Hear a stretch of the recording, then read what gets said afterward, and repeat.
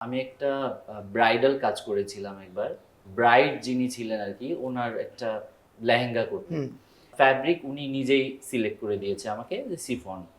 শিফনের উপরে আমাকে ভারী এমব্রয়ডারি করতে হবে। হুম। লাইক আমাকে জারদৌজি ওয়ার্ক করতে হবে। তো ওইটা করতে গিয়ে আমাকে অনেক, অনেক হ্যাসেল পোহাতে হয়েছে পোহাতে আরকি। হয়েছে।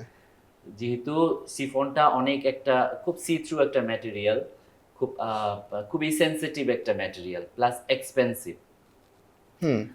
তো এটার উপরে এটা কাজ করতে গিয়ে মানে আমি এবং আমার পুরা টিম আমরা অনেক সাফার করেছি।